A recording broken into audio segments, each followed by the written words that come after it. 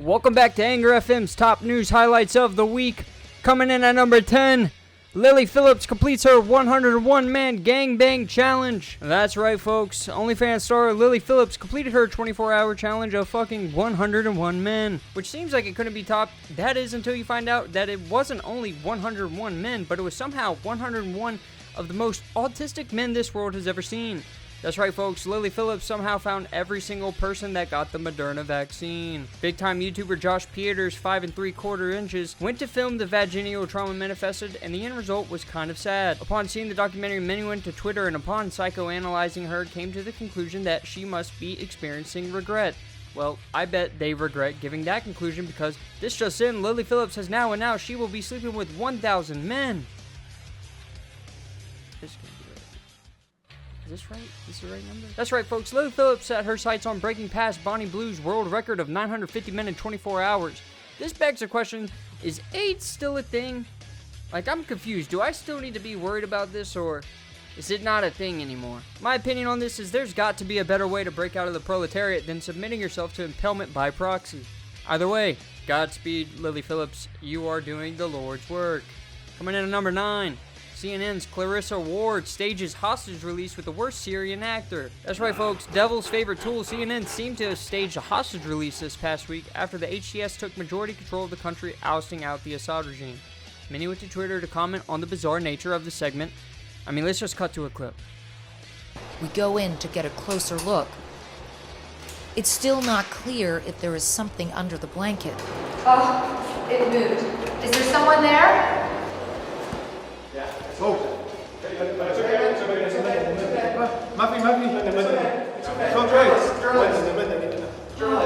I'm a civilian, he says. I'm a civilian.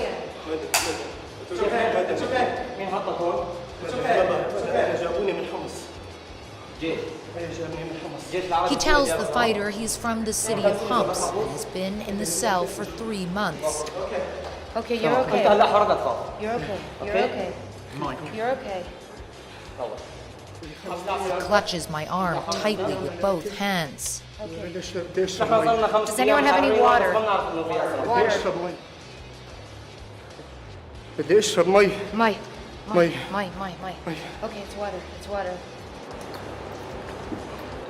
Okay. Okay. Okay, you're okay. You're okay. You're okay. We start to walk him outside. Thank God you are safe. Don't be afraid, the fighter says. You are free. This is the third prison they brought me to, he says. The third prison. After 3 months in a windowless cell, he can finally see the sky.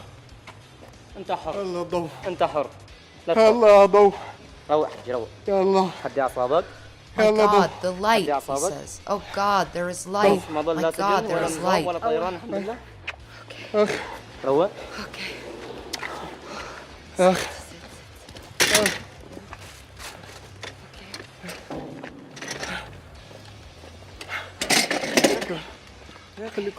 Stay with me, stay with me, he repeats again and again.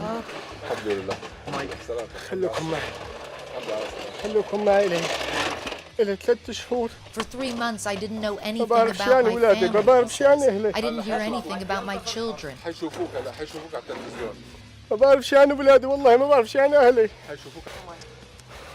The fighter hands him something to eat. He barely lift it to his mouth.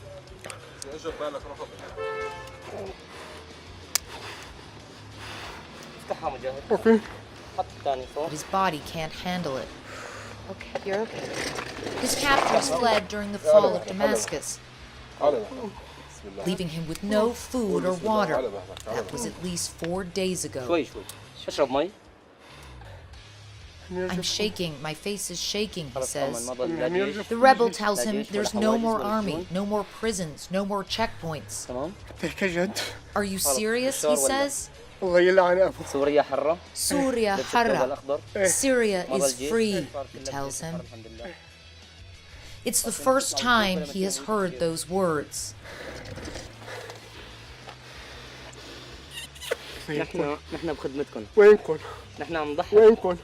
He tells us his name is Adil Khurbal, and that officers from the much-feared Mukhabarat intelligence services took him from his home and began interrogating him about his phone.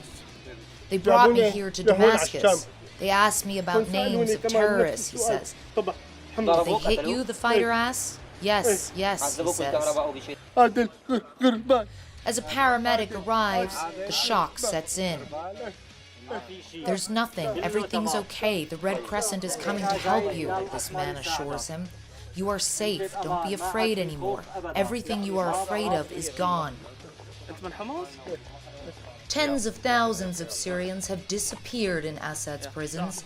Up until 15 minutes ago, Adil Khurbal was one of them. He is still petrified. Don't be afraid, the ambulance worker reassures him. Every car I got into, they blindfolded me, he says. It is the end of a very dark chapter for him and for all of Syria. But so many ghosts remain.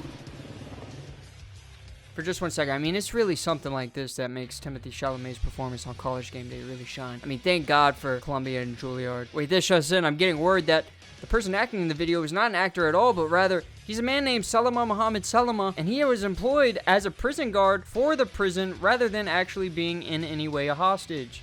But why? Why would CNN fake a hostage release? Oh my God, this just in, folks. HES, the new ruling party of Syria, plans to take steps in liberalizing their markets. That's right, folks. Baswell Hwami, head of the Damascus Chambers of Commerce, told Reuters in an interview 3 days after their successful coup d'etat, Syria will be a free market system based on competition. Never heard that one before, folks. That's right, ladies and gentlemen. It's now safe to say that CNN, the shittiest legacy news outlet, got caught manufacturing consent. Manufacturing consent is one of the most sought out tools for the ruling class in America, folks. It's all used to invade Iraq, and we are seeing it right now with Luigi Mangione. They need to sway your opinion, and oh boy will they try. Maybe next time, CNN, just don't put all your chips on the Syrian Tim Pool. And you might think, maybe it was an honest mistake. How could this lady have known? Well, for the unfamiliar, Clarissa Ward is no stranger to faking segments, folks. She is a Middle East correspondent and does a lot in trying to dehumanize any opponents to American foreign policy. Looking back at some of her cringier content farm segments, she once smelt a backpack found on the ground to confirm whether there had been a chemical strike.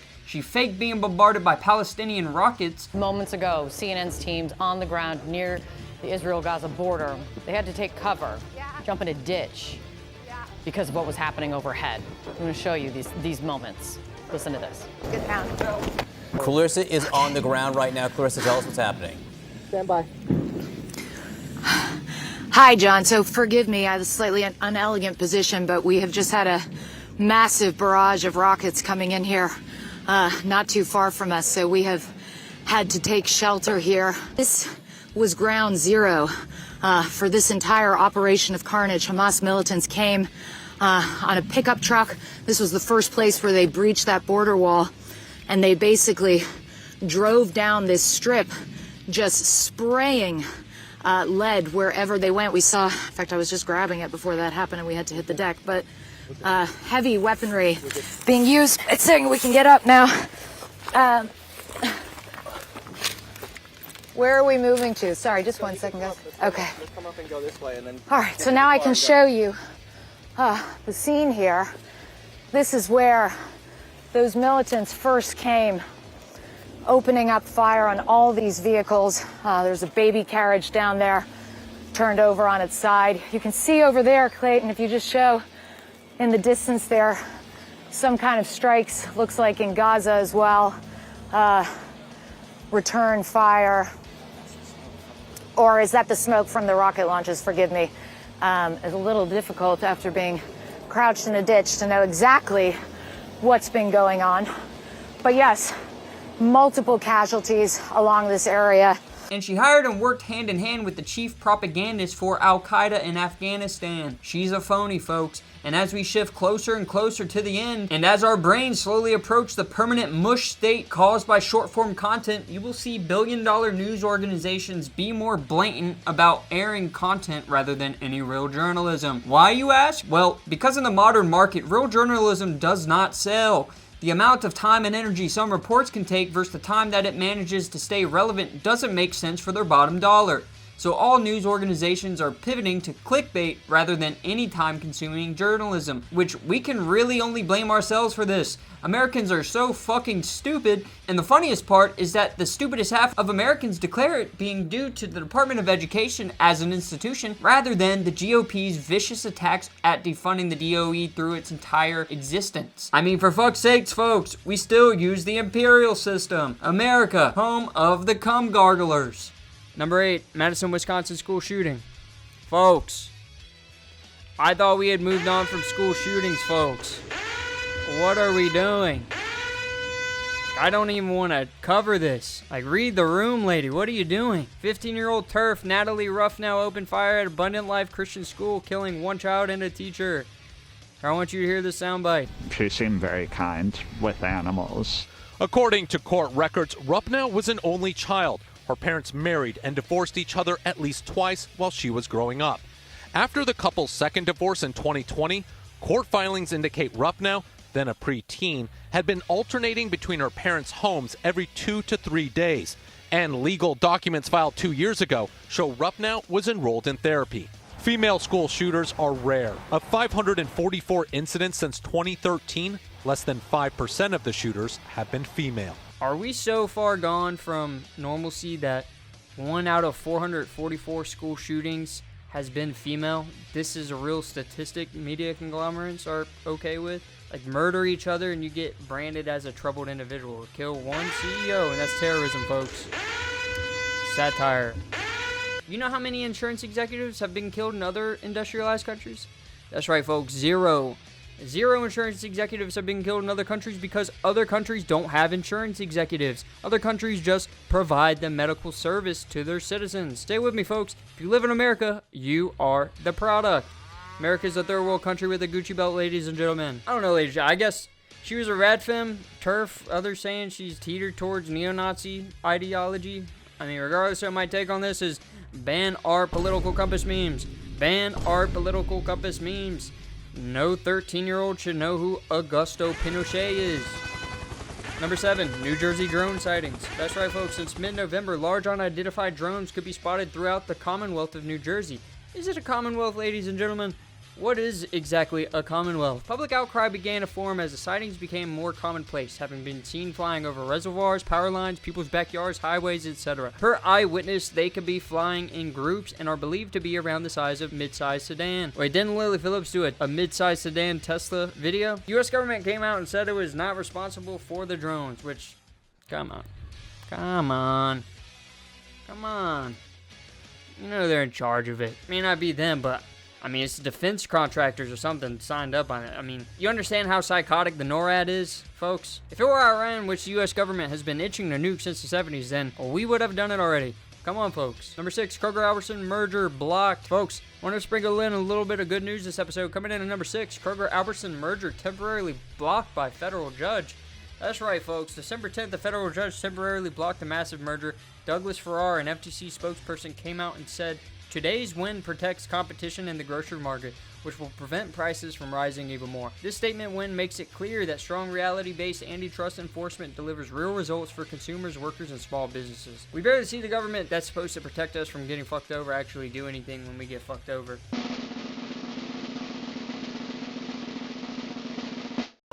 Number 5, Matt Gaetz.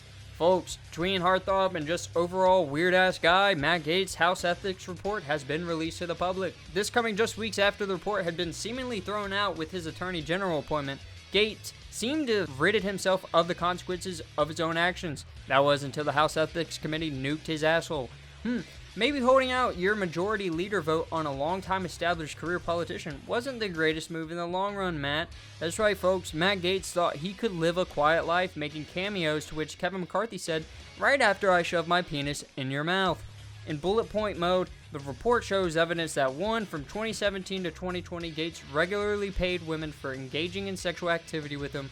2, that he was very likely violated Florida's statutory rape law.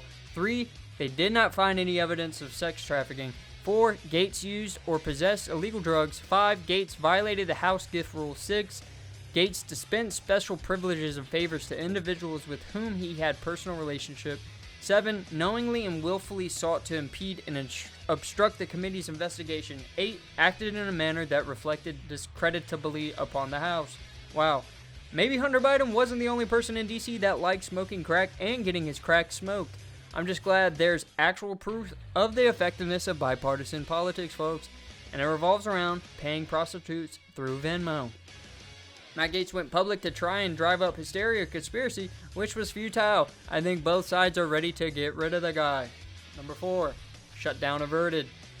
U.S. Congress passed spending legislation early on Saturday in a down-to-the-wire burst of activity that will avert a destabilizing government shutdown ahead of the busy holiday travel season. That's right, folks. A bipartisan bill was initially proposed and agreed upon until Trump told the GOP to fight it, warning his fellow politicians that they will be primaried if they stay complicit, which is an effective way to maneuver, especially given the Democrats' special move, which is to do absolutely nothing, then ask for your money.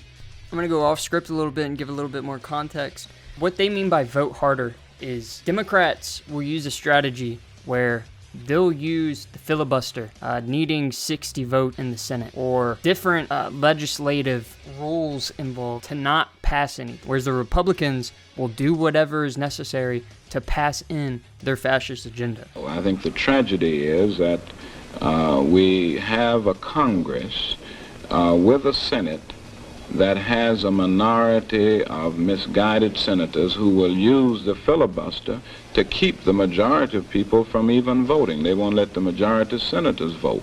And certainly they wouldn't want the majority of people to vote because they know they do not represent the majority of the American people. In fact, they represent in their own states a very small minority.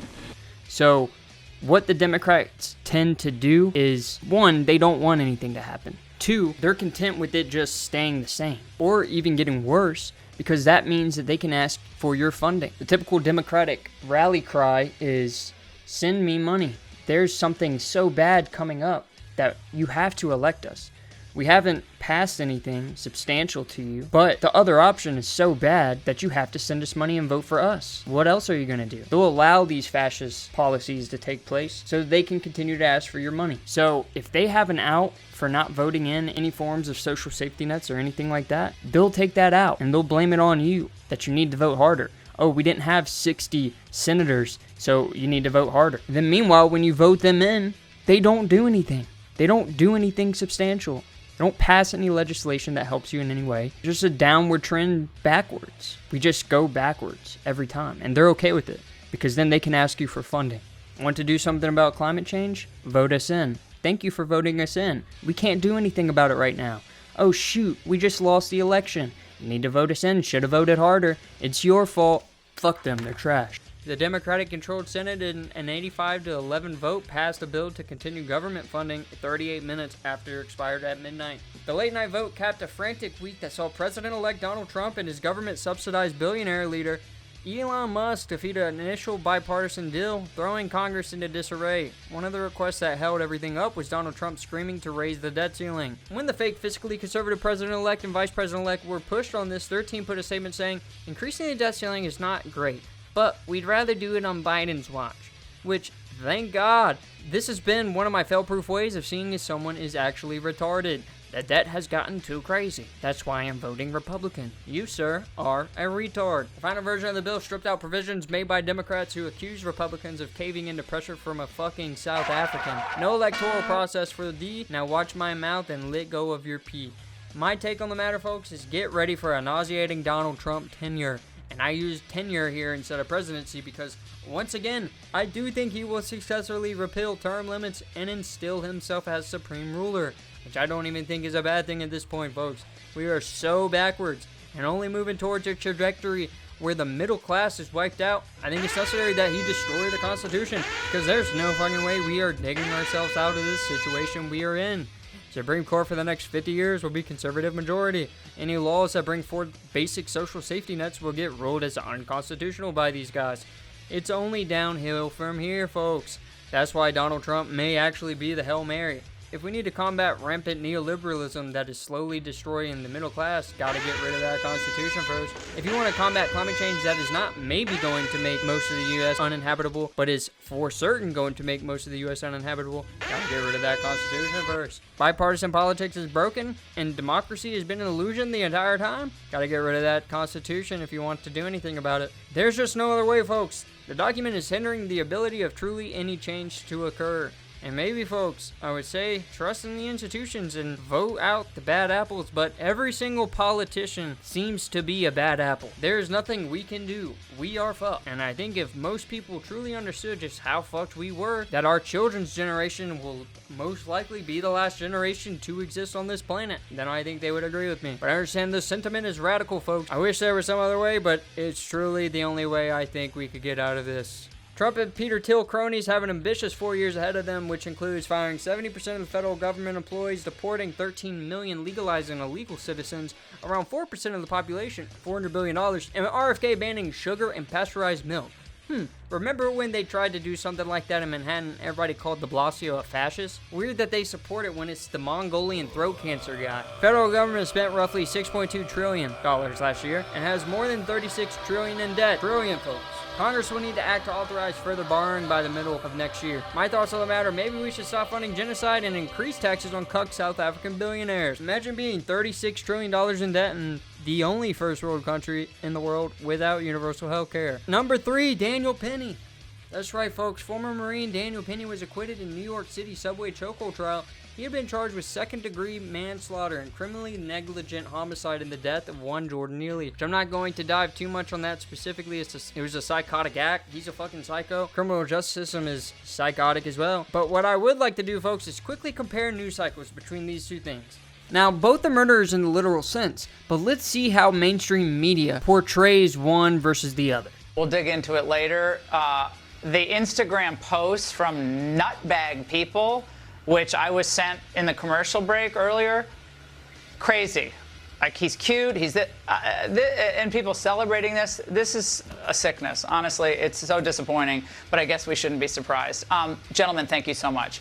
And up next, the other big news out of New York, Daniel Penny. A lot of people think he's a hero, and tonight he's not guilty. My take next. Some very good news tonight. I can report that all hope is not lost in New York. Daniel Penny, acquitted today in a criminal case that never should have been brought by a DA's office that has repeatedly failed to put the safety of New Yorkers ahead of politics. Now, after Penny used a chokehold to restrain menacing lunatic Jordan Neely on a subway car in May 2023, which led to his death, Alvin Bragg's office charged him with second-degree manslaughter. Now keep in mind, Daniel Penny murdered a man on a subway, considered a hero by the elite. Luigi Mangione murdered a CEO of a company that literally only makes money if they deny your claims for a service that you have to pay weekly for anyway. I repeat, the American insurance companies can only make money one way, and that's if they deny your claim. They have no other way to make money. That is their business model. You pay them weekly. That is the money that comes into them. What's their cost? Their cost is if you get hurt or sick and they have to pay you for the service that you pay for. So the more they deny your claims, the more money they can make. That's the business model, folks. Back to the story. Daniel Penny, hero. Luigi Mangione, well, he was charged with terrorism. Now, big legacy media outlets are scrambling to manufacture your consent into being spooktown by this, guys. You know how many healthcare CEOs die in other first world countries? That's right, folks. 0 healthcare CEOs get murdered in other industrialized countries because other industrialized countries don't have healthcare CEOs. They just provide the service for them. It's a human right in other first world countries that if you get sick and you're a citizen, you are taken care of in some way. Imagine, folks, just going to the hospital, not having to worry about a bill coming in 2 weeks later that then has to go to collections because you can't afford it. Yeah, only here in America do you have to deal with that. Wait, this just in, I already did that bit. Look at how all the affluent anchors who are all born into families of tycoons react when they realize that they too now have to worry the same way a 4th grader has to worry when they got school shooter drills. Anderson Cooper, Vanderbilt. Tucker Carlson's family owns Swanson's Frozen Foods. Chris Cuomo, he's an Italian. Luigi Mangione, guy that murdered an elite. the ruling class. Not your boss, not your boss's boss, but the one at the very top. A comedian is causing outrage today for making fun of slain healthcare CEO Brian Thompson, complete with blood on his shirt. As Amber Cogliano report, it is being lambasted online, with pretty much everyone calling it tasteless. Terrorism charge. Perp walk by the fucking mayor like it's a Christopher Nolan film. Kill one of your own, though, and you get celebrated. Good work, Daniel Penny. If you eliminate one of your own, murder is okay, as long as you continue to branch the divide. If you eliminate one in control of millions of lives, and whether they can continue to live or whether they have to die, well, be prepared to be called a terrorist. Who was he trying to scare exactly with this attack? Not the people that price gouge every single commodity we have to live off of, making it almost impossible for somebody to survive off the median wage. Couldn't have scared the Democrat and Republican politicians that allow this shit to continue, right? Both parties who masturbatorily worship Miltonian neoliberalism. Could it? Might take care, folks, out of all the mass murders that have occurred in the past decade, there is a reason none of them are considered terrorist attacks, even though they are carried out with that intention. Racially motivated Dylan Roof walked into a Black Baptist church, murdering 9 people specifically because of the color of their skin. No terrorism charge. James Home walked into a movie theater and murdered 12. No terrorism charge. Recognize who you are, where you come from, and figure out what you believe in. Is it to murder a homeless man on a subway? Then you are part of the problem. A tool for the elite used purposefully to keep us screaming at each other. Satire, folks. Number 2, Amazon strikes. That's right, folks. A group of Amazon employees and subcontractors kind of conducted the largest strike yet in Amazon's history. The Teamsters Union sort of striked at 7 different facilities this past week. Their demands: sick leave, more paid time off, and wage comparable to FedEx and UPS. Wait, this just in. We are getting some information here. Seems America is the only country that guarantees 0 paid vacation days. That's right, folks. America is the only country that does not guarantee paid vacation days, sick days, and maternal pay. Your boss might offer it, but they sure shit don't have to. So if you are opposed to and are also part of the working class, you are the perfect bootlicker. Amazon missed their December 15th deadline to negotiate a first labor contract with the employees. Amazon responded by saying these specific workers were not their employees and are only seeing a handful of protests, not strikes, at their facilities. The strikes, however, are occurring partially because of this response. The workers in question are third-party contractors who work for separate companies and deliver for Amazon, which is exactly what Amazon wants. Because if you work as a subcontractor and put in 40 hours, you don't have to offer the same benefits that you would offer someone directly under the company. It's a scary trend we're seeing, folks. This is where the US is headed. No employees, just subcontractors. Imagine being an Uber driver, but instead of driving a car, you're a CPA that gets subcontracted out every tax season on an app called Accounter. Oh yeah, Amazon also opened emergency hose valves onto areas where protesters were, as well as getting the police to arrest demonstrators. The Teamsters Union requested an investigation into the flooding from Amazon's warehouse that swamped a picket line in Queens. They also filed for a restraining order against the NYPD. Do the police have unions? Oh yeah, the police union is one of the strongest unions in America. Interesting. I wonder why. Amazon says they don't have the funds to pay the striking workers what is deserved. And this just in, it seems Amazon has released their quarterly report and have netted $15 billion in the last 3 months leading up to the holiday rush. They are worth an estimated $2.3 trillion, ladies and gentlemen. Better luck next time, Teamsters. Seems Stephen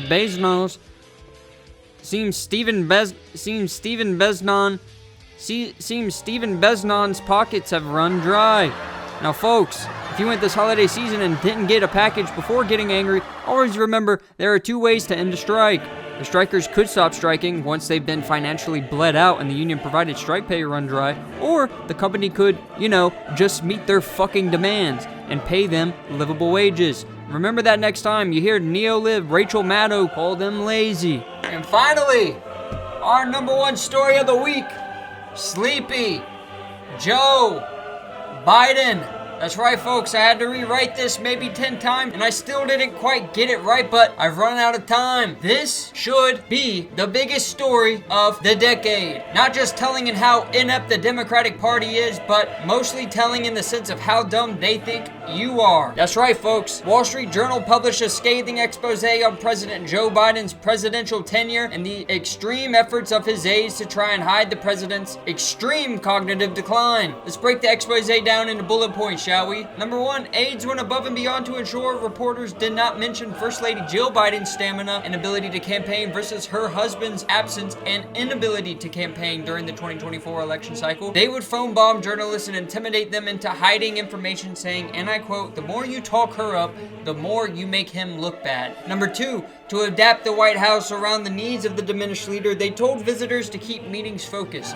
Interactions with senior Democratic lawmakers and some cabinet members, including Secretary of Defense Lloyd Austin and Treasury Secretary Janet Yellen, were infrequent or grew less frequent. Some legislative leaders had a hard time getting the president's ear at key moments, including ahead of the U.S.'s disastrous pullout from Afghanistan. Number 3, aides and senior advisors were often put in key decision-making roles that all administration officials and lawmakers thought Biden should have been occupying, with people such as National Security Advisor Jake Sullivan, Senior Counselor Steve Ricchetti, and National Economic Council head Lael Brainard and her predecessor frequently in the position of being go-betweens for the president. Number 4, aides acted as maximum security gatekeepers on who is able to communicate with the president, not allowing for any general conversations with legislators, cabinet member, and appointed secretaries. Number 5, during Special Counsel Hur's investigation into Biden's mishandling of classified documents, Biden could not remember most of the lines that his team had discussed with him.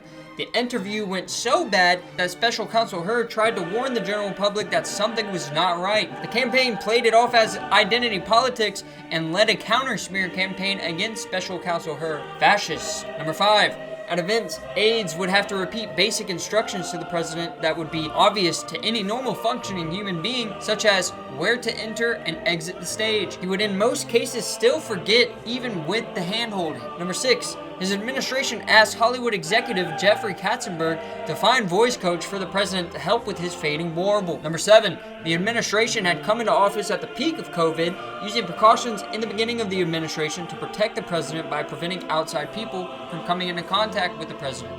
They kept this going, however, to continue trying to trick people into not being able to see for themselves whether he was cognitively in decline or not. Number 8, Representative Adam Smith, head of the House Armed Service Committee, tried to share concerns with the president ahead of the U.S. withdrawal from Afghanistan in 2021, but Biden's cabinet would not allow them to discuss due to fears of Biden's growing signs of aging. Representative Adam Smith then took to the press, which then led Secretary of State Anthony Blinken to chew Smith out. This led to Smith getting on the phone with Biden and apologizing. This was, however, the only conversation Biden had with him through his tenure as president, which was extremely unusual to Smith, especially since during the Obama administration, Adam Smith had been on the phone with then President Obama at a frequent pace, despite the fact that he was just a junior congressperson at that time. Number 9, interactions with Biden and his cabinet members were also infrequent and tightly scripted. At least one senior cabinet member stopped requesting calls with the president because it was clear that such requests wouldn't be welcome. Number 10, Defense Secretary Lloyd Austin, who was a very integrated part of the administration's first 2 years, had stopped being reached out to in the later part of the presidency. This was a period where the U.S. was fueling 2 major wars in Ukraine and Israel. Austin, who was, again, the Secretary of Defense, said cabinet briefing invitations became more rare, which again, we've seen that the head of the administration, President Biden, was not involved in decision-making, but at best would advise on what his plans and strategies should be as a collective. So if you stop inviting someone pivotal to national security, like, I don't know, the fucking Secretary of Defense to your cabinet meetings, giving him no way of knowing what the administration's positions are on global affairs, then what was actually happening in our country? What was actually happening abroad? Who did we allow to run the country? Because it wasn't Joe Biden. That's been made very, very clear. How did things get done, folks? Now, with the article briefly being described, let's get to the meat and potatoes, folks. The Biden administration strategy mostly worked. That is until June 27th, where Biden had a debate with ex-President Trump in Atlanta. The American people had already been confused at why this guy had gotten the nod for the Dem nomination. Post-debate, however, the DNC and major neoliberal news outlets could not come to a consensus. Part of the Democratic establishment continued to move forward with trying to convince you not to believe those lying eyes and not to believe those lying ears. That's what we're seeing. That's what the Biden administration, the Biden campaign is so worried about right now. But make no mistake, they are worried about this. This is a real problem. This is not some made-up fiction. The videos are oftentimes made up, but the problem is real. Because some of us, Abby, watch a 40-minute speech by Biden. We see the full context. Other people only watch a 5-second clip. And that's going to be something that's going to, I suspect, follow Biden for the rest of this campaign. There's a growing and insidious trend in right-wing media, broadcast, print, and social media. It is to take highly misleading and selectively edited videos of President Biden directly from Republican National Committee social media accounts and then use those videos to spread messages virally to cast doubt on President Biden's fitness for office. Here is this headline from the New York Post, quote, Biden appears to freeze up, has to be led off stage by Obama at Megabucks LA fundraiser. If you remember, for months, Democrats would come on TV and praise Biden for finishing sentences completely and for being able to walk around, normal basic human functions. Joe, you did such a great job. You answered every question. Which, thank God, we didn't fall for it this time, folks. But a mix of his incoherence and another expose from George Clooney led people to stop sending money fast.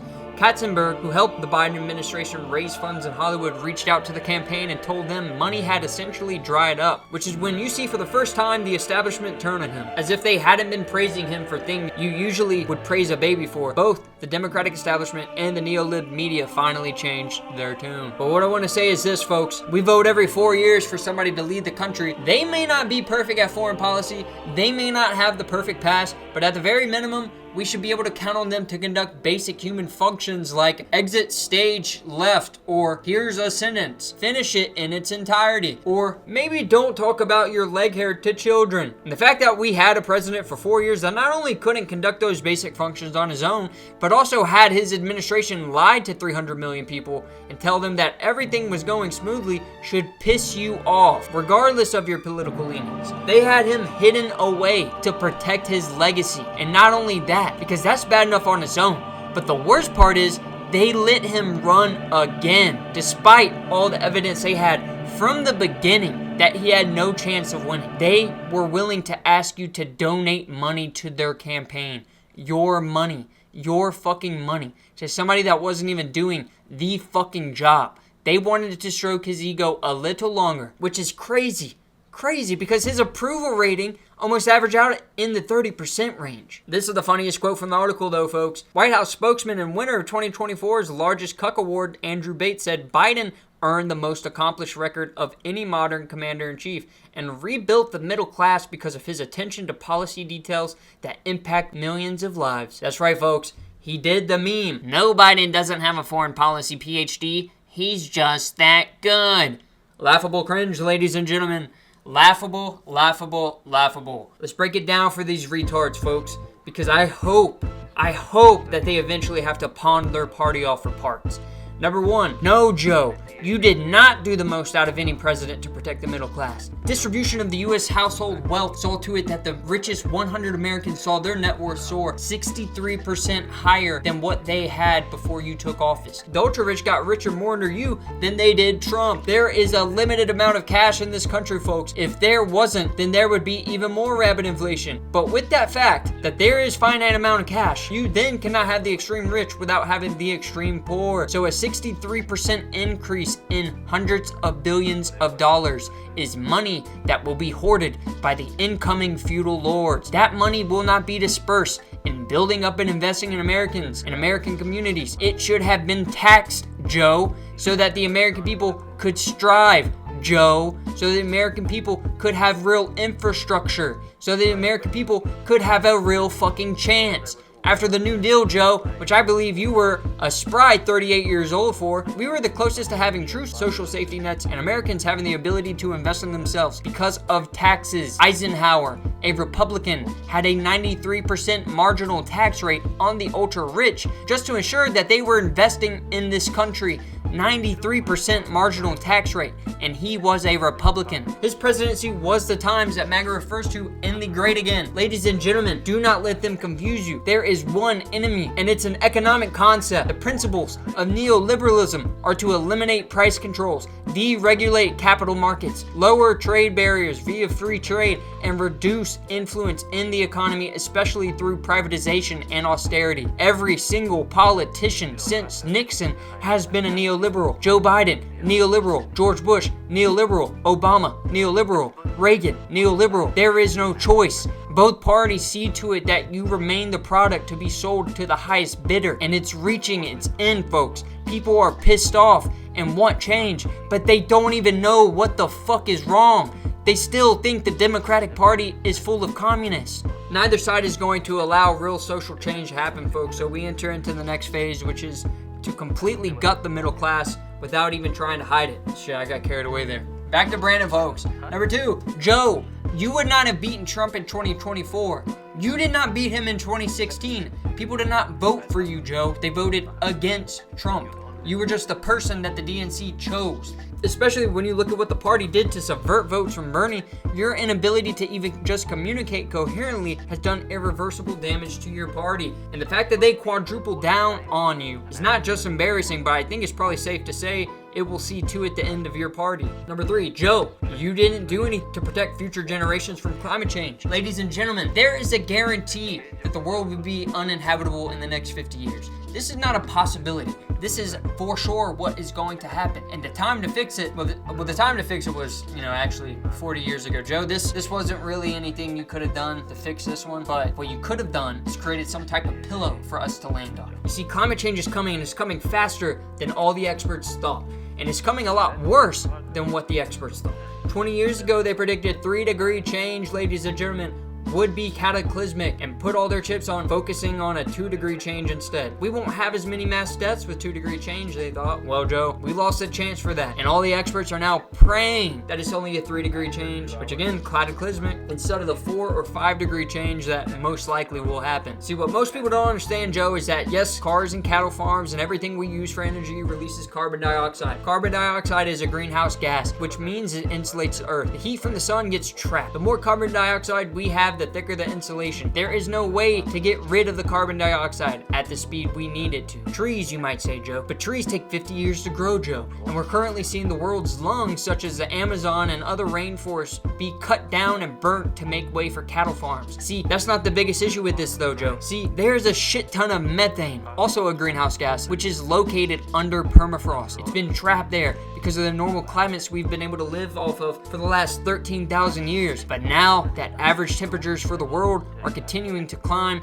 and breaking records year after year for hottest ever recorded, that permafrost is starting to melt, which is about to unleash millions of tons of methane, which we won't be able to turn off, exacerbating the problem infinitely. You had a chance to try and give us a pillow, Joe, something to fall onto, so we didn't break our tailbones, but you chose to hand out more drilling permits than any other president.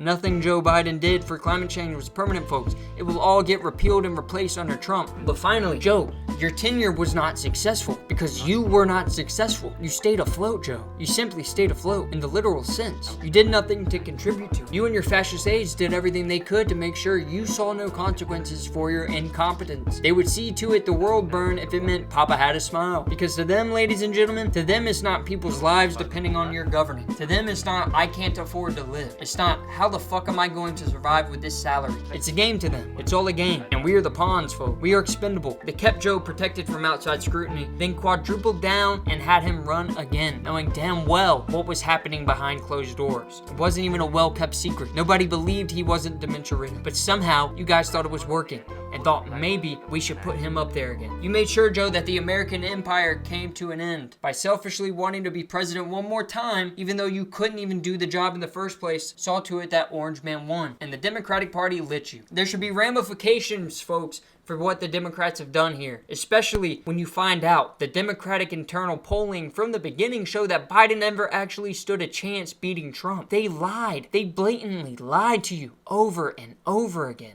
And I believe that Donald Trump is going to usher us into true corporate feudalism. I believe he will essentially water down the Constitution. I believe he'll get rid of term limits. And I believe that America we know will see its expiration in the coming decade. 6-3 majority for conservatives in the Supreme Court for the next 50 years. But even with all that being said, Biden's tenure did more damage here than Trump because he allowed it to come back at your expense. There was no way he was going to win, ladies and gentlemen. Yet both him and the DNC allowed it to continue until what, like 5 months before the fucking election? Do not allow these people any more power, ladies and gentlemen. Do not vote them in. Let them and their career fizzle out. because that is what is deserved. But don't lose hope all at once, folks. I must honestly say that I think Donald Trump's agenda may be our only hope in breaking out of the last 40-year loop of neoliberalism. If you want reforms and you want an improved middle/working class, just stay paying attention, folks. Organize for what you believe in. And most importantly, stay angry at what you perceive as wrong. It's easy for us to forget, especially with 1 million distractions constantly fishing for our attention. Stay angry and buckle down, because it's going to be a bumpy